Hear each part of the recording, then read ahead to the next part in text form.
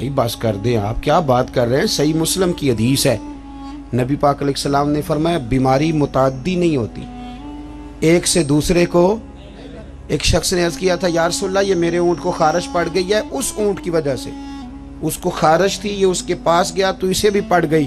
کیا سادہ جواب ہے اور کیا انداز تکلم ہے، تیرے آگے ہیں یوں دبے لچے فصحاء عرب کے بڑے بڑے، کوئی جان منہ میں زبان نہیں بلکہ جسم میں جان نہیں۔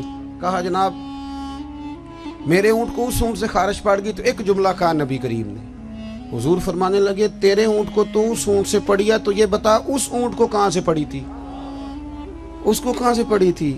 اور اس کرنے لگی حضور وہ تو قدرتی معاملہ ہے۔ فرمایا یہ بھی قدرتی معاملہ ہے، تو فرمایا وہ بھی قدرتی ہے۔ اعلیٰ حضرت جلدی نہیں مانتے تھے، آپ کے سارے سائنسدان کہتے ہیں زمین گھومتی ہے، اور ہمارے بچوں کا تو بیچاروں کا دماغ گھومنے لگا جب سے یہ پڑھنے لگ گئے۔ زمین اتنی موٹی کتاب لکھی اعلیٰ حضرت نے، زمین ساکن ہے نہیں گھومتی۔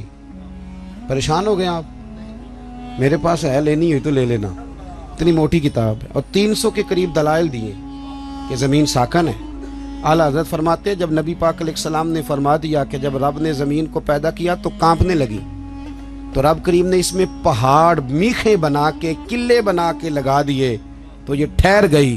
فرماتے ہیں جب میرے نبی کی زبان سے نکل گیا ٹھہر گئی، تو سارے سائنسدان بھی کہیں تو ہم ماننے کو تیار نہیں، ہم کیسے مان جائیں؟ حضور نے کہہ دیا ٹھہر گئی تو لہٰذا ٹھہر گئی، اور اعلیٰ حضرت نے اس پر 300 کے قریب دلائل دی۔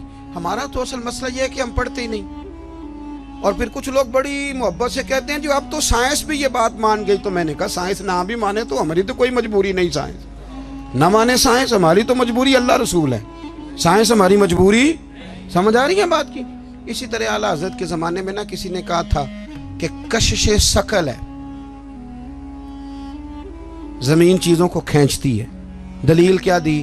کہنے لگا جی وہ سیب گرتا ہے تو زمین پہ، امرود گرتا ہے تو انار گرتا ہے تو زمین کھینچ لیتی ہے۔ اعلیٰ حضرت فرمانے لگے کوئی سارے پاگل تو نہیں نا سامنے بیٹھے ہوئے کہ سائنسدان جو کہیں گے ہم مان جائیں گے۔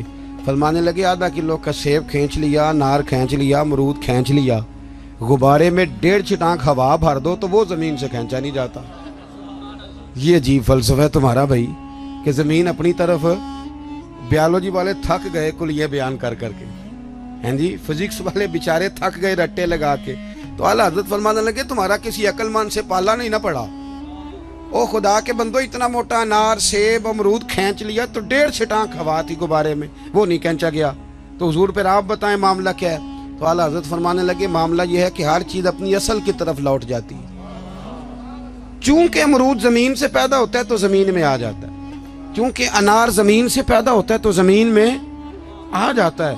فرمانے لگے ہوا کی اصل اوپر ہے، جب غبارے میں ہوا پڑتے ہیں تو ہوا اس کو اوپر لے جاتی ہے، اور جب ہوا نکل جاتی ہے تو غبارہ نیچے آ جاتا ہے۔ تو فرمایا کش سے شکل نہیں، ہر چیز اپنی اصل کی طرف لوٹتی۔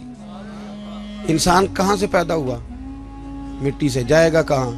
کیونکہ اس کی اصل مٹی ہے، مٹی دیں تے مٹی رہنا ہی، ایمی کا دی بلے بلے، اج مٹی دے اتے بندیا تے کل مٹی دے تھلے۔ تو بھائی اعلیٰ حضرت نے نا نظریات کا تحفظ کیا۔ تیسری بات، اعلیٰ حضرت فرماتے تھے کہ دین میں خودداری اختیار کرو، عزت نفس، دین کو فار سیل نہ کرو۔ آ گیا میلاد شریف، اب اللہ خیر کرے تلاوتیں بکیں گی، معاذ اللہ نعتیں بکیں گی، تقریروں کے ریٹ طے ہوں گے، اور لینے والے اتنے مجرم نہیں جتنے دینے والے مجرم ہیں۔ ناراض ہو گئے ہو جاؤ، کوئی بات نہیں، ہو جاؤ، پر ناراض ہو کے بعد آ جانا، کیوں ریٹ لگاتے ہو ان چیزوں؟ اعلیٰ حضرت فرماتے ہیں اور پھر میرے سٹیج پہ نا جو سب سے سبحان اللہ کہلوارا ہوتا ہے نا، وہ خود کبھی بھی نہیں کہتا، انہیں دوجیاں تے فرض کیتی ہے، اور پھر کہتے ہیں جس کا ایمان پکا ہے نا وہ ہاتھ کھڑے کر لے۔ تو میں کہا جنہیں تازہ بائی پاس کرایا بیچارے نے، وہ تو فوت ہو جائے گا ہاتھ کھڑے کرے گا، تو یہ ایمان اب ہاتھ کھڑے کرنے پہ رہ گیا۔ اونچا سبحان اللہ کہو مجھے مزہ نہیں آیا، تجھے مزہ آئے گا تو ہمیں ثواب نہیں ہوگا۔ سبحان اللہ اس وقت کہیں گے جب اللہ کو راضی کرنے کی نیت ہو۔